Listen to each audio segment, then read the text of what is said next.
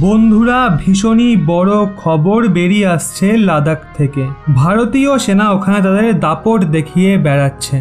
আর এলএসির জন্য ভারতীয় সেনা ভীষণই খতরনাক একটা স্বদেশি হাতিয়ার কিনতে চলেছে।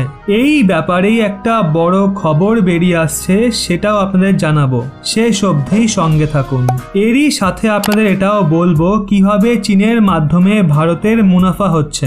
বন্ধুরা, লাদাখে গত বছরে যবে থেকে চীন ভারতের সঙ্গে বিবাদ শুরু করেছে তবে থেকে ভারতের ফায়দাই হচ্ছে। আজ্ঞে হ্যাঁ বন্ধুরা, আমি এখানে ফায়দার কথা বলছি, কারণ ভারতে সত্যি সত্যি মুনাফা হয়েছে। ডিফেন্সের ক্ষেত্রে যেই কাজটা গাজোয়ারিভাবে হচ্ছিল সেই কাজটা এখন চীনের বিপদের ভয়ে ভীষণই তোড়জোড়ের সঙ্গে করা হচ্ছে। আর আমাদের কাছে বা আমাদের সেনাদের কাছে হাতিয়ারের যে কমতি ছিল সেটাকেও দ্রুতগতিতে পূরণ করা হচ্ছে। আর চীন এই বিবাদ ক্রিয়েট করায় একদিক দিয়ে ভারতের লাভই হয়েছে, কারণ ভারত একটা দুটো নয় বরং ডজন ডজন এমন হাতিয়ার কিনেছে যেগুলোর প্রয়োজন বিগত ৫-১০ বছর ধরে ভারতের ছিল। আর ওদিকে আমাদের যে প্রজেক্টগুলো ভীষণ ধীরে ধীরে এগোচ্ছিল সেগুলোকেও ফাস্ট ট্র্যাক করে দেওয়া হয়েছে। আজ্ঞে হ্যাঁ বন্ধুরা, আমি কথা বলছি অ্যামকা প্রজেক্টের। এছাড়া তেজসের যে বিজনেস ছিল সেটাতেও আরও সময় লাগতো যদি চীনের সঙ্গে ভারতের এই বিবাদ না বাঁধত। আর চীনের বিপদকে দেখেই এগুলোকে ফটাফট ফাইনাল করে দেওয়া হয়। এখন তেজসের মার্ক 2 ভার্সনের ওপরও কাজ শুরু করে দেওয়া হয়েছে। এছাড়া আরও অনেক জিনিস আছে যেগুলো ভারত চাপের মুখে পড়ে কিনছে।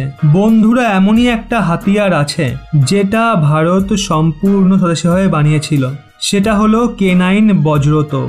বন্ধুরা, K9 বজ্রতোপ কেনার সিদ্ধান্ত আমাদের ভারতীয় সেনা নিয়েছিল। লাদাখে ট্রায়াল সম্পন্ন হয়েছিল আর আমাদের সেনাদের এই স্বদেশী তোপ প্রচণ্ড পছন্দ হয়েছিল। আর বন্ধুরা, লাদাখের মতো পাহাড়ি এলাকায় এই তোপের মারাত্মক গুরুত্ব আছে। আপনাদের নিশ্চয়ই মনে আছে কার্গিলের যুদ্ধে কিভাবে বোফোর্স তোপ পুরো যুদ্ধের মোড় ঘুরিয়ে দিয়েছিল। সেই জন্য তোপগুলোকে পাহাড়ি এলাকায় মারাত্মক গুরুত্বপূর্ণ বলেই মনে করা হয়। আর সেটা ট্রায়ালের পর ভারতীয় সেনা সেটা কেনার জন্য অর্ডার দিয়েছিল। তো বন্ধুরা, আর্মিদের এই তোপ এতটাই পছন্দ হয়েছে যে সেনারা প্ল্যান করেছে লাদাখের এলএসির মতো জায়গায় এই ধরনের আরও 40টা K9 বজ্রতোপ কেনা হোক। আজ্ঞে হ্যাঁ বন্ধুরা, আর্মিরা এর আগে 5টা রেজিমেন্ট অর্থাৎ 100টা তোপের অর্ডার দিয়েছিল। আবার এখন আরও 2টো রেজিমেন্ট অর্থাৎ আরও 40টা বজ্রতোপ কেনার চিন্তাভাবনা চলছে। আপনারা তাহলে বুঝতেই পারছেন সেনারা এই তোপ কতটা পছন্দ করছে। এছাড়া এর পারফরমেন্স আমরা লাদাখে দেখে নিয়েছি। বন্ধুরা, এর ট্রায়াল লাদাখে নেওয়া হয়েছিল যেখানে এটা মারাত্মক কার্যকারী হয়ে উঠেছিল।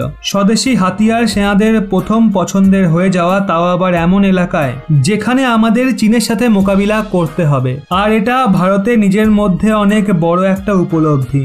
এখন দেখার বিষয় ভারতীয় সেনা কবে এটা অর্ডার দেয়। নতুন কোনো তথ্য পেলে আপনাদের সামনে অবশ্যই নিয়ে আসব। আজকের এই বিষয়টা নিয়ে আপনাদের কি মতামত অবশ্যই নিচে কমেন্টে জানান।